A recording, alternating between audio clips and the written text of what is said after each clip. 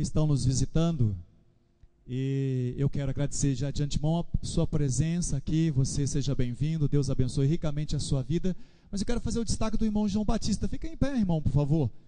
Por favor, irmão João Batista. Esse irmão foi líder aqui quando era congregação, quando era capela americana, não é isso, meu irmão? Acho que foi um dos primeiros aqui, se não foi o primeiro. O primeiro? Foi o primeiro, ele está falando lá que foi o primeiro. O irmão percebe que Jesus passou por aqui, passou naquela época e tem passado por aqui também, né? Eu queria que a igreja desse uma grande salva de palmas pelo irmão João Batista, por favor. A Bíblia diz que dai a César o que é de César e dai a Deus o que é de Deus. E nós queremos reconhecer esse líder que passou por aqui, certamente, com a sua família, certamente dedicou muito tempo aqui a sua vida em prol do ministério para ver. Certamente muitas pessoas que foram ganhas para Cristo Jesus, que estão aqui nessa noite, certamente tiveram participação dele. A Bíblia diz que um planta, outro rega, mas é Deus quem dá o crescimento. Tenho certeza que o irmão João Batista plantou aqui, e Deus, e eu vim depois, outros irmãos vieram depois, regaram, mas quem tem dado crescimento é Deus. Por isso que Deus é bom demais. Nós vamos começar uma nova série de mensagens hoje. Ela é 5 semanas. Então é hoje e mais 4. Se você, talvez, as mulheres, né? Tem algum homem que gosta de novela aqui? Qual o homem que gosta de novela aqui? Por favor, levanta a mão aí. Homem. Tem um ali que gosta. 2, 3, beleza. Beleza, tá bom. E quantas mulheres que gostam de novela aqui? Quantas mulheres que gostam de novela? Beleza, tá bom. Tem umas irmãs que falam assim, eu não vou levantar a mão não, estou com vergonha, pastor. A novela, bom, nós temos alguns seriados também, Prison Break, 24 Horas, CSI, qual outra aí? Quem gosta de seriados aqui? Seriados, beleza, beleza. Tem um homem que escreveu assim no para-choque do seu carro, por favor, não me siga, porque eu não sou novela. Não me siga, eu não sou novela. A novela, a história parece que é sempre a mesma, né? A história parece que é sempre a mesma. Os primeiros capítulos matam uma pessoa, e aí só vai revelar no final, e a gente já sabe quem matou a gente já sabe. O autor ali coloca várias pessoas que poderiam estar como supostamente a pessoa culpada, mas aí mais tarde a gente já fica sabendo quem é que matou, mais ou menos assim. O seriado sempre dá uma ideia de continuar para frente, e a série de mensagens não é muito bem parecido com as novelas não, porque a série de mensagens é para dar uma base quanto àquilo que vamos estudar biblicamente. Então, por exemplo, a série de mensagens que nós começaremos nessa noite é essa aí, decisões para a minha vida. Decisões para a minha vida. Todo mundo faz decisões. Eu falei com a Amanda que eu ia descer hoje aqui, porque ela está filmando, para a gente poder arquivar isso e depois reproduzir.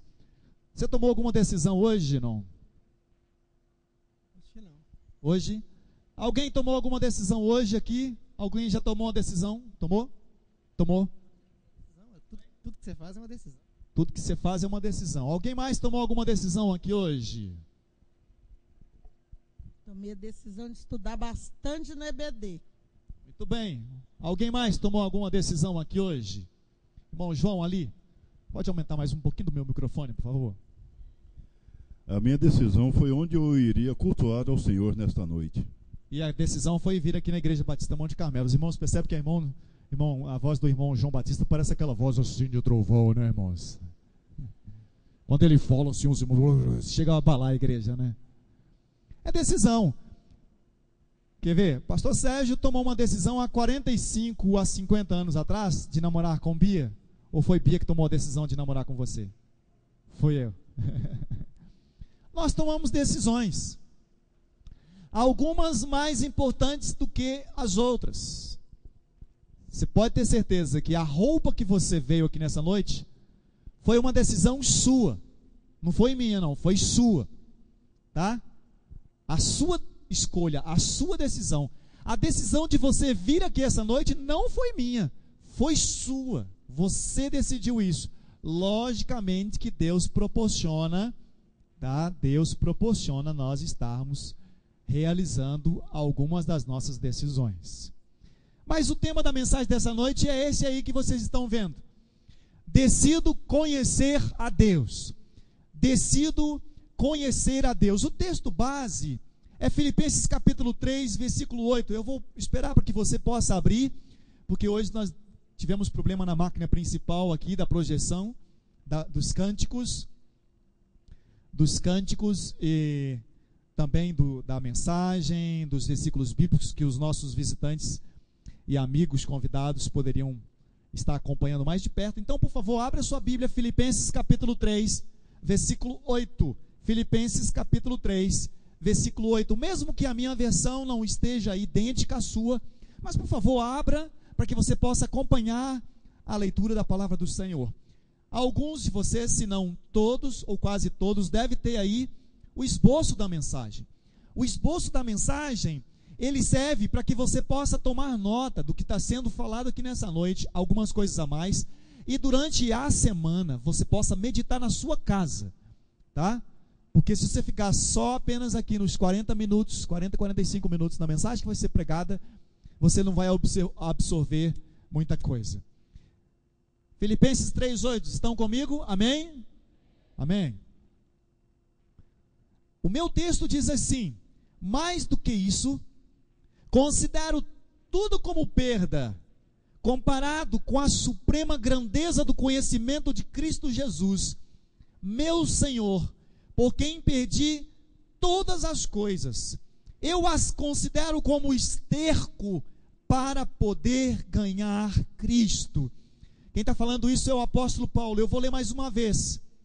Mais do que isso, considero tudo como perda, comparado com a suprema grandeza do conhecimento de Cristo Jesus, meu Senhor, por quem perdi todas as coisas. Eu as considero como esterco para poder ganhar Cristo Jesus. Curve a sua cabeça, feche os seus olhos em nome de Jesus. Quero orar a Deus nesse instante. Pai Todo-Poderoso, eu agradeço ao Senhor pela oportunidade de poder estar aqui nessa noite. Eu decidi estar aqui nessa noite, mas o Senhor me permitiu estar aqui neste lugar. Quero que a Tua palavra fale ao meu coração, fale ao coração de cada pessoa aqui nesta noite, e que nesta noite possa ser uma noite de decisões positivas, decisões ao lado do Senhor. Muito obrigado por tudo. Eu oro no nome sobre todo nome, no nome de Jesus. Amém, Senhor. Amém. Decido conhecer a Deus. Eu sei que tem algumas pessoas aqui na igreja que tomam decisões em adquirir conhecimento em algumas áreas. E eu vou precisar sair aqui do meu lugar aqui, do púlpito, para ir até algumas dessas pessoas. Eu não combinei nada com elas, tá? Não tem ninguém combinado aqui. E eu vou pedir para que elas sejam espontâneas na palavra que elas darão aqui para nós nesse instante, tá bom? Então, se liga aqui, porque eu vou precisar da sua ajuda aqui, tá bom? Por que eu estou falando isso? Por exemplo, nós tomamos algumas decisões, e eu respeito as decisões, e Deus respeita as decisões que nós tomamos, mas algumas delas, eu e nem você vai compreender as decisões que as outras pessoas e que nós mesmos, até nós mesmos tomamos. Por exemplo, o que leva a uma pessoa a ser policial bombeiro? É aquele camarada que vai estar 24 horas disponível. Nós temos um irmão aqui na igreja, que ele é bombeiro. Ele está aqui, por aqui, Leison, está aqui. Por favor, eu vou até a ele. Meu irmão, diga alguma coisa do seu conhecimento de bombeiro que a maioria aqui da igreja não saberá. Uma ferramenta, alguma coisa assim, bem assim, algo de bombeiro mesmo. Algo que todo mundo deveria saber seria primeiros socorros, né? Primeiros socorros. Quantas pessoas aqui sabem sobre primeiros socorros? Quantos sabem? Quantos sabem? 2, 3, 4, 5, umas 10, umas 20 talvez. Mais alguma coisa que você sabe que a maioria não sabe? Técnicas de desencarcerar, por exemplo. Técnica de Desencarcerar. Desencarcerar é o quê? É cortar o carro. Alguém aqui sabe cortar um carro para poder... Talvez eu possa ter Charles para remendar o carro, né, Charles? Se precisar de remendar o carro, Charles, Nen tá ali, Nani, né, Nani? Você remenda o carro também. Mas para cortar o carro, por exemplo, se for eu não sei por onde eu cortaria o carro. Você cortaria o carro por onde, por exemplo? Por onde? A começar pela porta. A começar pela porta. Por que não pelo porta-mala? Porque não... Primeiro é o acesso à vítima, né? Ok. Percebe-se que ele tem esse conhecimento. Eu já vi uma pessoa totalmente acidentada, duas, aliás, na minha vida. Duas pessoas totalmente acidentadas. E na hora que a gente vê assim, e as duas mortas. E eu não sei o que fazer numa hora dessa. Eu acho que todo brasileiro devia aprender um pouco de primeiros socorros. Eu vou a outra pessoa aqui. Eu sei que ele tem conhecimento também profundo tecnicamente. Jeremias, diga algum conhecimento seu na área sua que a maioria aqui não vai saber. Pode pensar? Tem tempo? 1, 2, 3 e... Fazer uma restauração de banco de dados? Fazer uma restauração de banco de dados. Quantos sabem aqui fazer restauração de banco de dados? Quantos sabem? Quantos sabem? Quantos sabem? Bom, eu já levantei a mão, porque eu sei fazer. Agora, George está falando assim, pastor, e o que é banco de dados? E o que é restaurar? Ali já faz outra pergunta. O que é restaurar? Quebrou alguma coisa? Bom, tem mais outra coisa que você poderia dizer aqui? Configurar um servidor? Configurar um servidor. Quantos sabem configurar um servidor aqui? Quantos sabem configurar? Beleza. Agora, aprende da noite para o dia configurar um servidor? Aprende da noite para o dia restaurar um backup? Restaurar um banco de dados? Ô Leison, aprende da noite para o dia cortar um veículo? É preciso o quê? É preciso dedicar ao conhecimento. Você não vai escapulir não, rapaz, porque eu sei que você é artista. Neto é um dos artistas que nós temos aqui na igreja. Diz alguma coisa aí, você já falou algumas coisas para mim lá, nas pinturas que você fez nas salas. Alguma coisa que, se você falar aqui, a maioria talvez não vai pegar. Pintura de escorço. Pintura? De escorço. Pintura de escorço. Se for pintura de escorça, eu acho que Charles pode fazer a pintura de um escorça. Mas o que é pintura de escorço? A pintura de escorço é quando você pinta a figura da pessoa, não de frente e nem de lado. Assim, um pouco virado. Alguém sabe? Alguém conhecia dessa pintura escorço aqui? Alguém? Bom, só você, Neto. Ele está falando aqui que ele não fica de lado, apesar que eu tenho uns irmãos engraçadinhos aqui que falam bem assim, pastor, mas o senhor de frente ou o senhor de lado, o senhor é do mesmo jeito. Então, escorço é mais ou menos, se for pintado do lado de cá, é mais ou menos assim, pegando um pouquinho da frente e um pouquinho do lado. Isso aprende da noite para o dia, Neto? Tem que olhar uns livros para... Tem que olhar uns livros. Tem alguma pessoa que trabalha com química aqui nessa noite? Com química? Alguma pessoa que trabalha com química? Não tem. Bom, se tem, pelo menos, talvez esteja com vergonha. Percebe que a maioria de nós decidimos conhecer uma área. O meu pai vive insistindo em me ensinar a eletricidade. E eu falo com ele, rapaz, com tudo desligado, eu não ligo nem a lâmpada, porque eu tenho medo de tomar choque. Eu decidi não conhecer eletricidade. Meu pai, há não sei quantos anos atrás, falou bem assim, meu filho, quando você crescer, você vai fazer eletricidade na escola técnica. Aí eu não consegui a vaga para eletricidade, aí eu consegui para uma vaga de processamento de dados. Aí ele falou bem assim, rapaz, como é que você escolhe um curso desse? Esse curso é um curso para mulher. Pois bem, lá fui eu fazer o curso para mulher, né? Mas não dá certo, cada um de nós decidimos alguma coisa. E eu sei que tomar uma decisão de conhecer a Deus talvez seja a maior decisão e a mais difícil decisão para ser tomada. Porque às vezes nós achamos que Deus é aquele velhinho que tem uma barba muito grande, com um cajado, há não sei quantos anos de idade, que fica andando não aqui na terra, mas nas nuvens. E que Deus é aquele homem que quando a gente apronta, ele fala bem assim: ah, você aprontou, Satanás, agora queima ele, Satanás. Não. Por que não? Porque nós não vamos à fonte, à Bíblia. Preencha aí. Talvez você possa perguntar então: como é possível conhecer a Deus? Como é possível conhecer a Deus? O fato é que Deus revela-se, Ele se apresenta, Ele é mostrado, Ele aparece a cada um de nós. É possível sim conhecer a Deus. Preencha aí.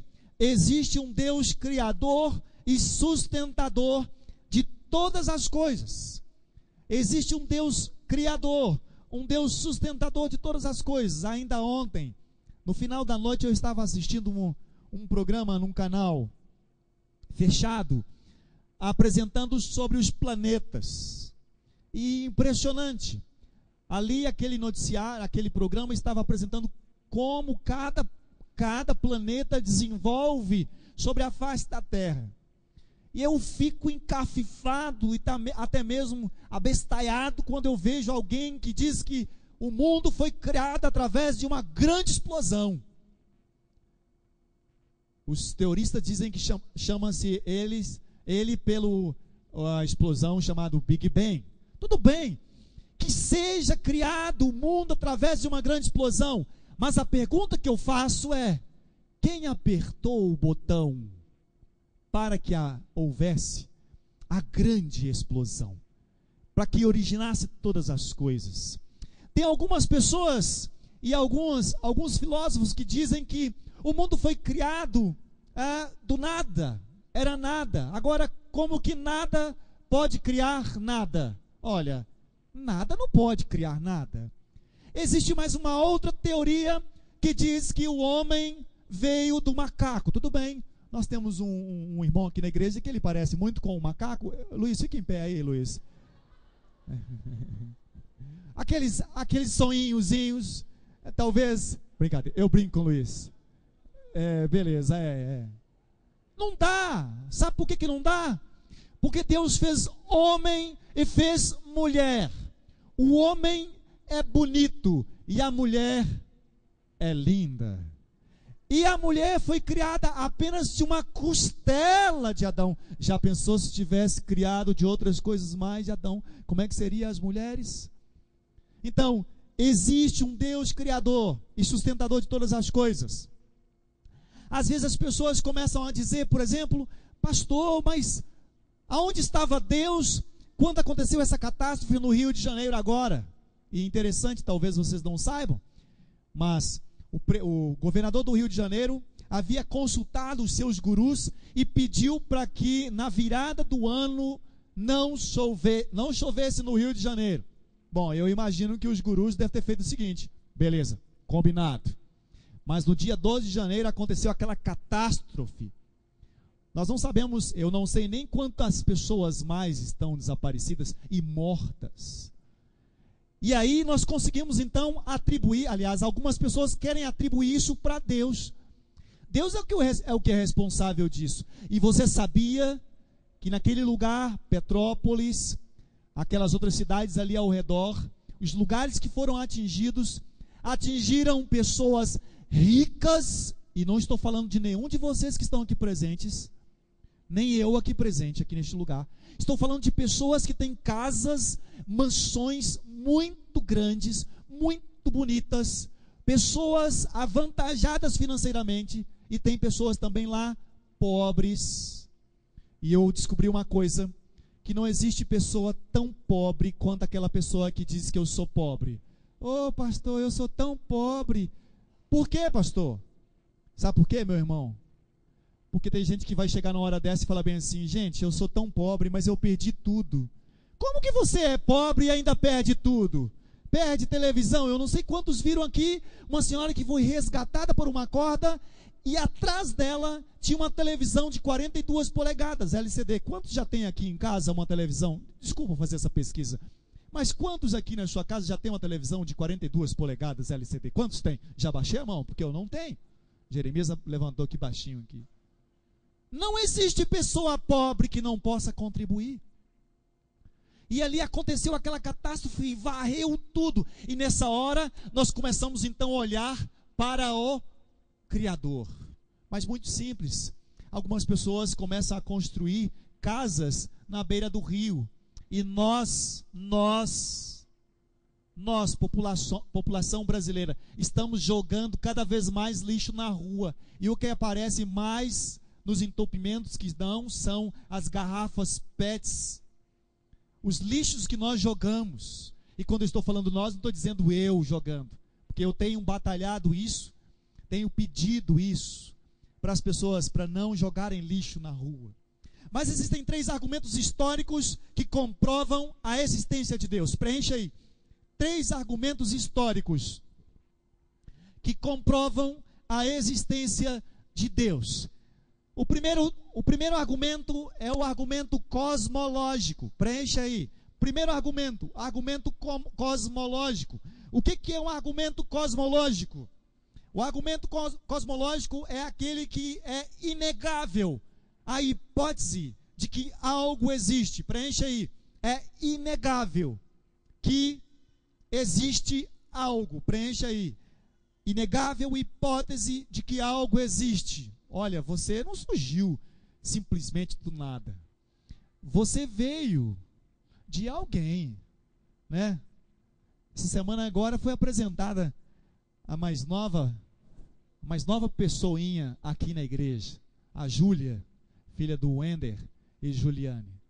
Será que Júlia veio do nada? Não, não veio do nada. Aquelas pessoas que julgam que vieram do nada, o nada eu chamo de Wender e Juliane. Mas e Juliane? Veio do nada? Não, não veio do nada. Se Juliane veio do nada, o nada eu chamo de Jones e Nilza. Ai, Jones e Nilza vieram do nada? Não, não vieram do nada. Se você julga que veio do nada, e aí vai chegar até a quem? Adão e Eva. E quem criou Adão e Eva? Deus. Isso é inegável.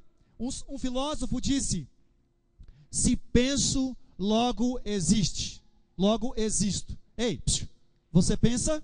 Atenção, você pensa? Se você pensa, logo você existe. Ô pastor, mas tem hora que minha esposa não pensa não, ela faz umas loucuras lá. Nessa hora ela não existe. Pastor, mas se eu conhecer meu marido, ele faz cada loucura, então nessa hora talvez ele não exista. Um filósofo diz isso. Então, qual é a verdade máxima do argumento? O argumento cosmológico é que existe o princípio da dependência. Preencha aí. O princípio da dependência. O que é o princípio da dependência? Um está ligado ao outro, que está ligado ao outro, que está ligado ao outro, que está ligado ao outro. Ainda eu não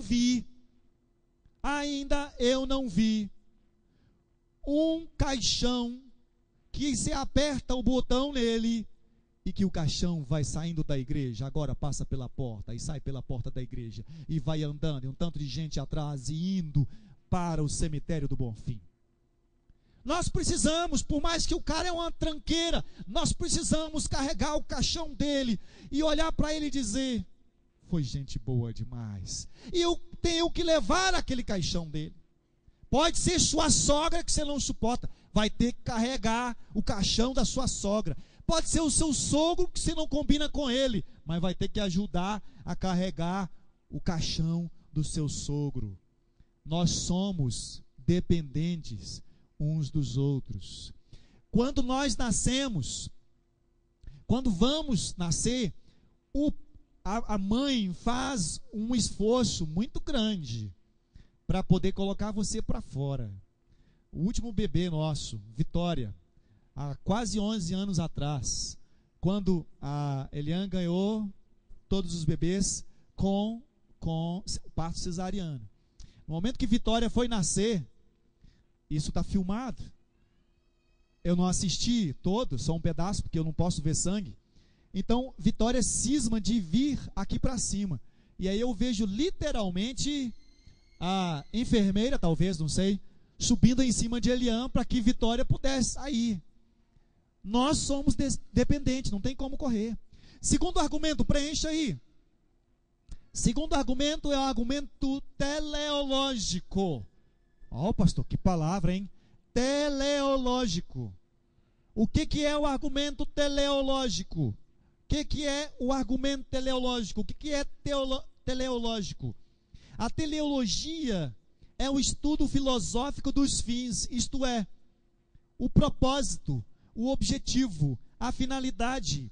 Embora o estudo dos objetivos pode ser entendido como se referindo aos objetivos que os homens se colocam em suas ações, em seu sentido filosófico, teleologia refere-se ao estudo das finalidades do universo. E por isso a teleologia é inseparável da teologia.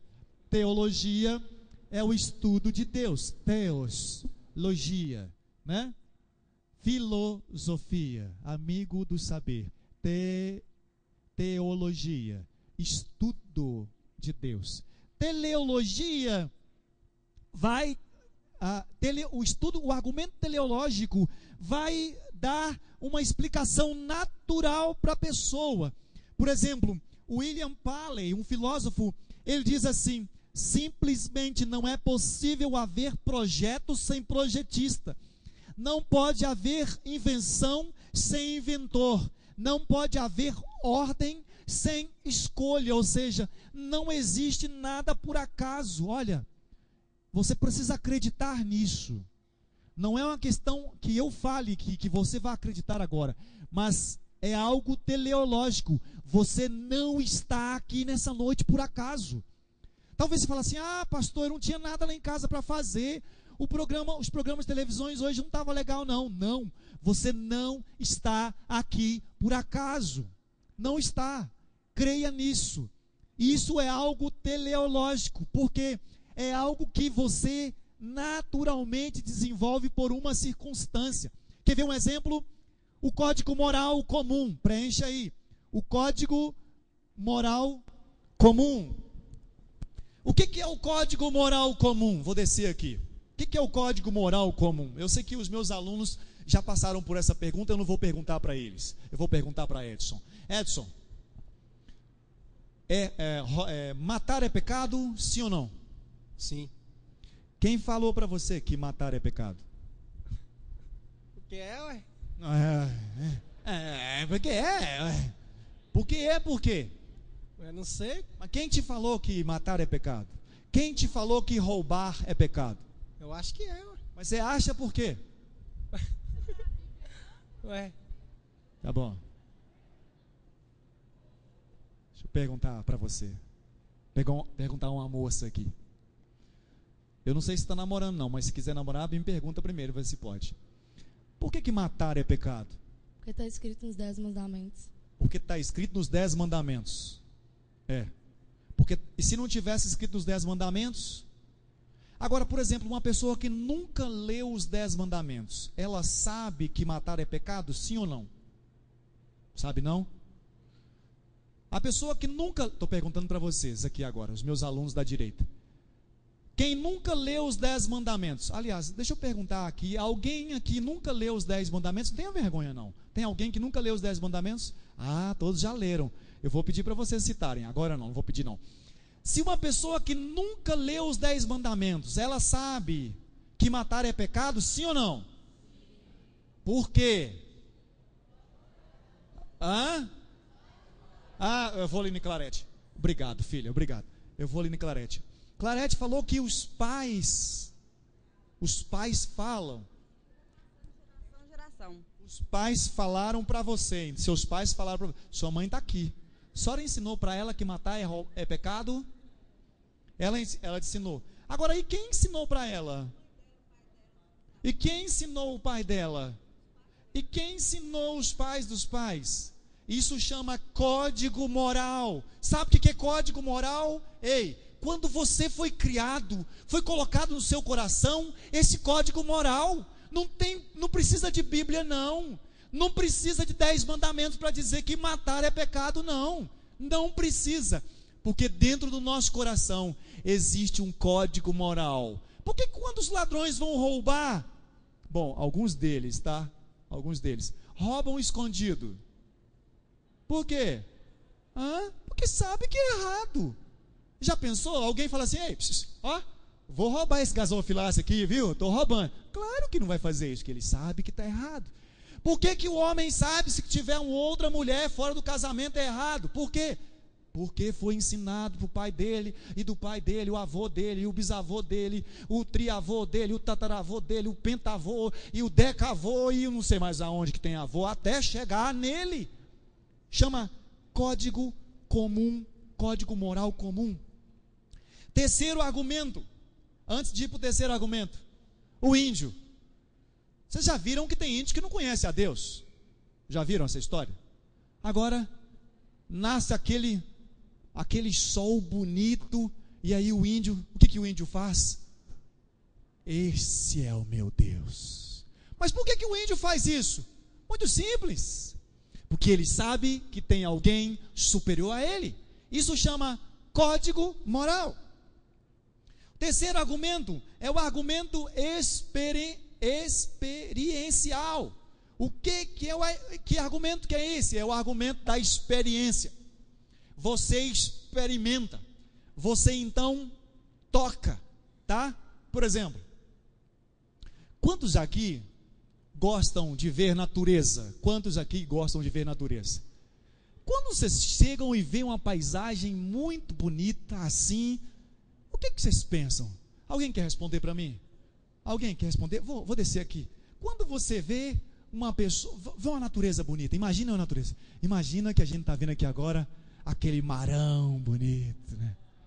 Batendo aquele vento, como diz Luiz, um pé de coqueiro ali do lado. O que vem na sua cabeça nessa hora? De Deus. A presença de Deus. Tem outra pessoa que pensa outra coisa a não ser isso? Tem outra pessoa? Assim. Se eu tivesse uma tela aqui. Se eu tivesse uma tela aqui. Eu estou de férias. É a experiência. Eu fico imaginando quando, por exemplo, assim que Júlia nasceu, eu pude estar no hospital e vi aquela menina ali e lembrar, gente, o Wender é tão feio e pode fazer uma menina dessa tão bonita. Deus é bom, irmãos. Deus é bom demais. Eu sei que o Wender vai falar, pastor, e o senhor é tão feio, e fazer uma menina. Experiência explica como que um espermatozoide vai fazer uma criança daquela, né? Como que vai fazer uma criança tão bonita como aquela? É a experiência, é o contato com Deus. Segundo lugar, preencha aí, existe a resolução de Paulo. O que seria a resolução de Paulo? Continua preenchendo aí, é conhecer as regras da religião, não é o mesmo que conhecer a pessoa de Deus. Conhecer as regras da religião não é o mesmo que conhecer a pessoa de Deus. Pelo simples fato ou ato que você vai conhecendo as regras da religião, você não vai conhecer a Deus. Muitas pessoas aqui nesta igreja colocam sua Bíblia debaixo do braço. Afinal de contas, quantos tem Bíblia aqui nessa noite? Levanta a Bíblia para mim, por favor, quantos tem? Os outros não trouxeram? Os outros não têm. Beleza. Mas quantos aqui colocam a sua Bíblia debaixo do braço e falam bem assim, eu sou crente da Igreja Batista Monte Carmelo. Eu não estou falando do irmão João Batista não, hein? Agora eu vou falar, eu sou crente da Igreja Batista Monte Carmelo. Regras. Por que você é crente da Igreja Batista Monte Carmelo, meu irmão? É porque eu dou os dízimos e as ofertas. Regras. Foge das regras. Isso não lhe qualifica. O apóstolo Paulo, ele diz assim, resta, irmãos meus, que vos regozijeis no Senhor, não me aborreço de escrever-vos as mesmas coisas, e é segurança para vós. Guardai-vos dos cães, guardai-vos dos maus obreiros, guardai-vos da circuncisão, porque a circuncisão somos nós, que servimos a Deus em espírito e nos gloriamos em Jesus Cristo. Filipenses capítulo 3, versículo 1 a 3. Escute aqui, olha aqui para mim. Guardai-vos dos falsos profetas. Até pouco tempo atrás, quando uma pessoa caía na igreja, era a manifestação do capeta, do demônio. Hoje as igrejas, algumas igrejas evangélicas, estão fazendo com que as pessoas caem, dizendo que é a descida do Espírito Santo, pode ser espírito de outra coisa. Existe um tal de desencapetamento total.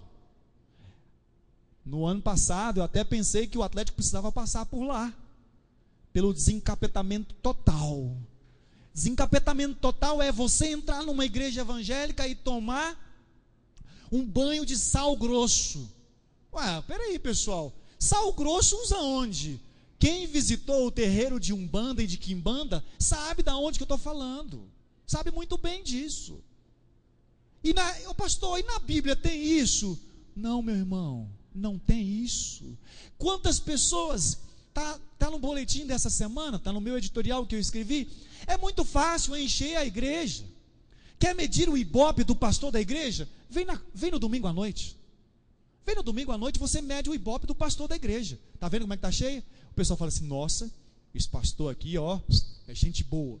Quer medir o ibope de Deus? Vem na quarta-feira. Quer medir o ibope da escola bíblica discipuladora? Vem domingo de manhã. Os crentes não querem conhecer a Bíblia. Os crentes não querem dedicar um estudo à palavra de Deus. Eles só querem receber mastigado, e alguns até já pronto para poder engolir. Você receberia algo já na sua boca, mastigado, para poder engolir? Feijão, o arroz, a carne, aquela carninha toda mastigadinha, cheia de sebim, você vai colocar na boca e vai engolir? Aprenda da palavra de Deus. Ah, pastor, mas é tão complicado. Assim como o Neto, como o Leison, como Jeremias falou, daquilo que eles aprenderam, que é tão complicado, basta nós querermos. Aqui nós preocupamos em colocar gente sim na igreja, nós preocupamos trazer muitas pessoas aos pés de Cristo, mas nós preocupamos também com o ensino da palavra. Aqui não tem mel de coruja não, aqui não tem aquele negócio, só unção, é um cai para lá, é um cai para cá, um cai para a direita, um cai para a esquerda. Tem igreja aí que o pastor pega o paletó e quando joga o paletó só vê um efeito dominó, cai todo mundo, e o povo fala, o que é isso? É o Espírito Santo. Tem pastor aí que chega no púlpito e faz assim, sopra o irmão, cai lá atrás, o que é isso? É a descida do Espírito Santo. Ou seja, o pastor, ele tem o poder para gerar o Espírito Santo. Ele é a quarta pessoa da Trindade. Deus Pai, Deus Filho, Deus Espírito Santo e o Deus Pastor. Vamos estudar a Bíblia. Pouco tempo, eu ainda me recordo disso, não sou tão velho, vou fazer 40 esse ano. Os crentes separavam domingo como aquele dia que ia dedicar o máximo na igreja. No sábado preparava o almoço de domingo, tudo belezinha, porque domingo às 9 da manhã estava pai e mãe com as mãos dadas e os filhos ao lado indo para a igreja. Hoje o cara fica dormindo até às 11 da manhã. Coloquei aí no boletim. Cuidado que um dia você pode dormir no sábado à noite e nem acordar no domingo de manhã. Espero que não seja você que está me ouvindo ou me assistindo. Ah, pastor, mas dá uma preguiça domingo de manhã. Segunda não dá não, terça não dá não. Se está andando com muita preguiça, vai lá no desencapetamento total e passa o sal grosso no você para ver se sai. Não dá. Paulo ainda apresenta as suas credenciais. O próximo, as credenciais de Paulo. Paulo fala em Filipenses no capítulo 3, no versículo 4 ao versículo 6, ainda que também podia confiar na carne. Se algum outro cuida que pode confiar na carne, ainda mais eu, circuncidado ao 8º dia, da linhagem de Israel, da tribo de Benjamim, hebreu de hebreus, segundo a lei, fui fariseu, segundo o zelo, perseguidor da igreja, segundo a justiça que há na lei, irrepreensível. Paulo era um camarada que tinha total conhecimento de Deus. Paulo, quando chega numa das cidades e ele percebeu que aquela cidade ali tinha muitas pessoas que adoravam outros deuses, ele chega então naquele lugar e vê aquela quantidade de imagens preenchidas, e ali tinha mais uma imagem escrita: essa aqui é para o Deus desconhecido. E aí Paulo vai e diz: estou vendo que vocês são muito religiosos. Religiosidade é a bandeira do inferno. Religiosidade é a bandeira do inferno. Não caia nessa furada de Satanás, meu irmão. Não fique nessa: eu já sei, eu estou no caminho. Vamos buscar a verdade. Paulo também faz mais uma outra coisa, é a chamada a resolução de Paulo. Próximo, preencha aí, a resolução de Paulo. O incomparável ganho, preencha aí, qual era o incomparável ganho de Paulo? Filipenses 3, de 7 a 11, mas o que para mim era ganho, reputei-o perda por Cristo, e na verdade tenho também por perda todas as coisas, pela excelência do conhecimento de Cristo Jesus meu Senhor, pelo qual sofri a perda de todas estas coisas, e a considero como escória, para que possa ganhar a Cristo, e seja achado nele, não tendo a minha justiça, que vem da lei, mas a que vem pela fé em Cristo, a saber, a justiça que vem de Deus pela fé, para conhecê-lo, e a virtude da ressurreição, e a comunicação de sua morte, para ver se alguma maneira posso chegar à ressurreição dentre os mortos. Não podemos comparar com o apóstolo Paulo, ele é exemplo para nós. Ele enterrou tudo. Olha, meu querido, desculpe, aquele certificado que você tem do seu curso superior não terá validade nenhuma diante de Deus. Os troféus, as medalhas que porventura você ganhou como o melhor, como the best of the best, não servirá de nenhum valor para Deus. Não servirá. O grande diferencial, preencha aí, o grande diferencial se encontra em João capítulo 17, versículo 3. E a vida eterna é esta: que te conheçam, a ti só, por o único Deus verdadeiro, e a Jesus Cristo, a quem enviaste. Ou seja, o que é a vida eterna? A vida eterna é que eu possa conhecer a Deus e dizer que Ele é o único Deus verdadeiro. Jeremias 9, 23 e 24 diz assim: diz o Senhor, não se glorie o sábio na sua sabedoria, nem se glorie o forte na sua força, não se glorie o rico nas suas riquezas, mas o que se gloriar, glorie-se nisto, em me entender e me conhecer que eu sou o Senhor, que faço beneficência, juízo e justiça na terra, porque destas coisas me agrado, diz o Senhor. Jéssica aqui na igreja já pôde perceber isso que eu vou contar aqui. Quantas e quantas vezes na minha profissão de programador de computador, em que eu fizesse alguma coisa com o computador e simplesmente não funciona. Não funciona. Começo a fazer ali, gente, mas está tudo certinho, o cabo está conectado, gente, eu ligo, por que não está funcionando? E aí ela já percebeu uma coisa: pastor, mas por que tudo com o senhor, quando não está funcionando assim, quando o senhor põe a mão, resolve? E aí, a palavrinha-chave chama: eu vou falar com Deus. Já aconteceu uma vez, quando eu trabalhava no café, tinha parado o servidor e me chamaram: Lopes, está tudo parado aqui, cara, já fizemos tudo que você pediu, não funciona nada. Gente, mas pelo amor de Deus, vou demorar a chegar aí. Lopes, não funciona nada, vem aqui. E eu fui lá, e eu perguntei: você fez isso? Fiz, e isso, fiz, e isso, fiz, e isso, fiz. Deus, esse povo já falou que fez tudo isso. Eu quero voltar, ou era para a igreja, ou era para alguma outra coisa. O senhor tem que ser comigo aqui agora. já que eles fizeram isso. E quando ligasse, funcionasse. Sabe por quê? Porque não vale nada a nossa sabedoria se nós não formos sábios para com Deus. Não vale nada, é esterco. Os nossos certificados, as nossas graduações, vale aqui na terra.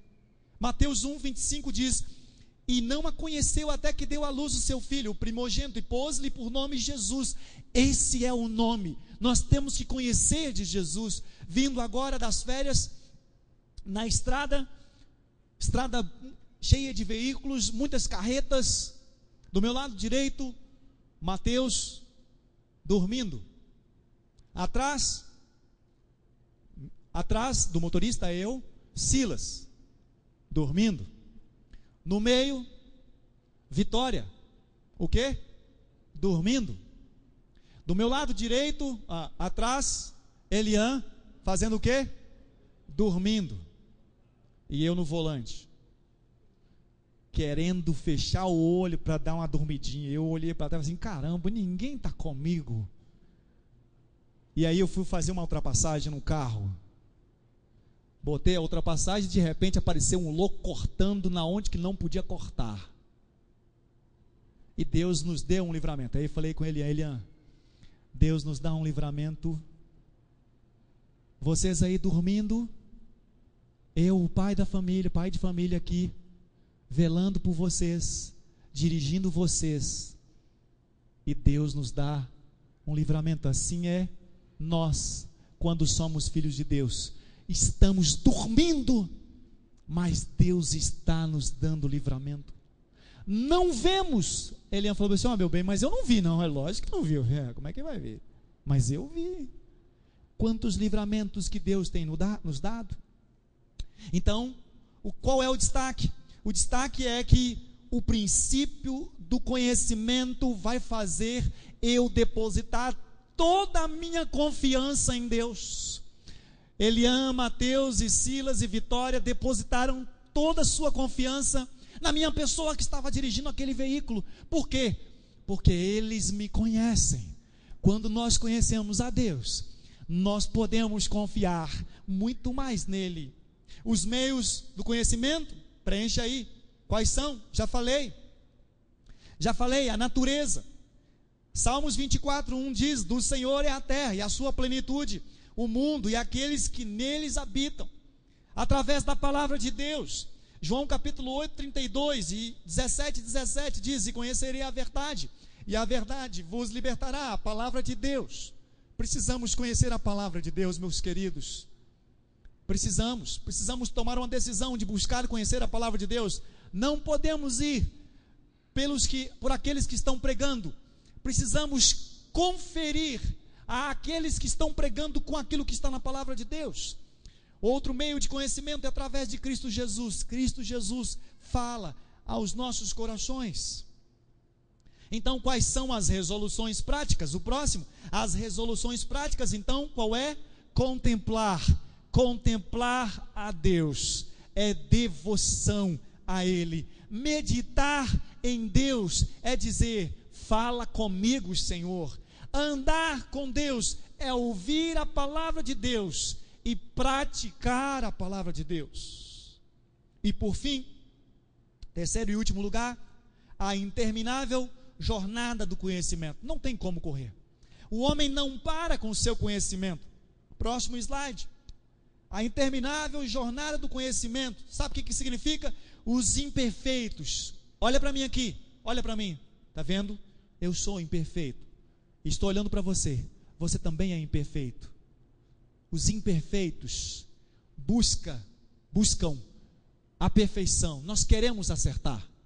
Queremos acertar na prova. Queremos acertar no concurso. Queremos acertar no casamento. Queremos acertar na escolha do namorado, da namorada. Queremos acertar na escolha da profissão. Nós queremos acertar na escolha da compra da casa. Queremos acertar na compra do carro. Queremos acertar em tudo. Os imperfeitos buscam a perfeição, mas sabem como nós vamos conseguir a perfeição se nós decidirmos conhecer a Deus. Quando nós decidimos conhecer a Deus, Deus começa a mostrar para nós tudo aquilo que nós precisamos valorizar. Deus é aquele que vai te ensinar, Deus é aquele que vai te guiar. Deus não é aquele homem de bengala com uma barba muito grande. Deus é espírito pessoal, perfeitamente bom, que em santo amor cria, sustenta, governa e dirige tudo e todas as coisas. E Ele pode permitir uma catástrofe, e Ele pode permitir que você passe pelo vale da sombra da morte, mas se você for filho dEle, Ele não permitirá nunca que a sua alma seja tocada e leve a sua alma para o inferno, mas que você sempre será guardada pelos anjos dEle. Muito simples. Quem é o seu Deus? Em quem você tem depositado a sua confiança? Em que santo e senhora você deposita a sua fé? O meu santo chama-se Jesus. Afinal de contas, foi Ele quem morreu na cruz para me salvar. E por isso que eu preciso buscar a Deus. Não porque sou pastor. Não porque sou pastor. Sou pastor porque Deus me chamou para pastorear e apresentar a verdade para todos aqueles que buscam e que se interessam em buscar a verdade. Eu quero chamar a você para fazer um compromisso a partir de hoje. No final do seu esboço da mensagem, se você quer fazer isso nessa noite, eu vou chamar você a fazer isso. Nós cantamos aqui nessa noite: o nosso general é Cristo, seguimos os seus passos. Mas quais são os passos de Jesus que você está seguindo, querido? Não canta isso se você não segue Jesus. Porque se você canta isso e não vive, você é mentiroso. E os mentirosos irão para o lago de fogo, preparado para odiar dos seus anjos. O que adianta falar que marchamos sim, mas marchamos para onde? Para frente ou para trás? Para trás quando vem uma dificuldade, para trás quando eu estou com problemas, para trás quando eu estou com problemas financeiros. Está com problema? Marche. Está com Cristo? Marche. Marche para frente. A minha oração é essa, e que você possa fazer isso nessa noite. Senhor Jesus, eu reconheço que não tenho procurado conhecer mais do Senhor. Me perdoe por isso, Senhor, mas hoje eu entendo que preciso procurar conhecer mais a Ti. Peço a Tua ajuda, me encoraja com o Teu Espírito Santo, porque eu decidi que a partir de hoje em diante, até o restante da minha vida, eu vou buscar conhecer mais o Senhor. Eu me comprometo contigo, Senhor, em nome de Jesus. Você quer fazer isso? Pode marcar aí no seu papel. Marque no esboço da sua mensagem. Coloca aí: eu me comprometo. Agora, se você não quer se comprometer com Jesus, em conhecer mais a Ele, em conhecer mais a Deus, pode colocar aí: Deus, também eu não quero comprometer contigo. Eu quero que você nesse instante curve a sua cabeça, feche os seus olhos. Quero orar a Deus nesse instante e pedir pela sua vida. Eu quero dar a oportunidade para você publicar isso. Quero dar essa oportunidade para você. Pastor, eu quero publicar isso. Eu quero dizer para as pessoas aqui presentes, para Deus, para até mesmo o Senhor que está pregando nessa noite, que eu decido conhecer mais a Deus. Eu vou tirar um tempo a mais para conhecer a Deus. Curva a sua cabeça. Pai Todo-Poderoso, eu te agradeço pela oportunidade de poder falar contigo mais uma vez nessa noite. Te agradeço pela palavra do Senhor que foi pregada aos nossos corações. Te agradeço porque o Senhor me desse essa decisão de poder querer conhecer mais do Senhor a cada dia, a cada mês, a cada ano, Pai. Obrigado porque o Senhor já revelou muitas coisas para mim. O Senhor já apareceu para mim de várias maneiras, ensinando-me a Tua palavra. E nessa noite eu quero dar uma oportunidade, Pai, que o Teu Espírito Santo está neste lugar. Faça-nos entender e compreender que precisamos tomar essa decisão de conhecer mais o Senhor. E nesse instante, para a honra e para a glória do Senhor, eu quero dar essa oportunidade para que as pessoas publiquem isso diante de mim, diante do Senhor, que elas decidem conhecer mais a Deus. Continue, Deus, a falar aos nossos corações. Há alguém que quer fazer isso nessa noite? Erga bem alta a sua mão, dizendo: pastor, eu tomei essa decisão. Glória a Deus, minha irmã. Glória a Deus. Glória a Deus por isso. Há mais alguém que quer fazer isso? Levante a sua mão. Está dizendo, quando você está levantando essa mão, você está dizendo: pastor, eu estou tomando uma decisão de conhecer mais a Deus. Eu quero conhecer mais a Deus. Deus abençoe. Pode baixar a sua mão aqui na minha direita. Aqui no meio, pode abaixar a sua mão. Deus abençoe. Aqui na minha direita também. Na esquerda também, Deus abençoe. Você aqui à esquerda também, Deus abençoe. Pode baixar a sua mão. Deus abençoe. Deus abençoe. Muitas pessoas, glórias a Deus por isso.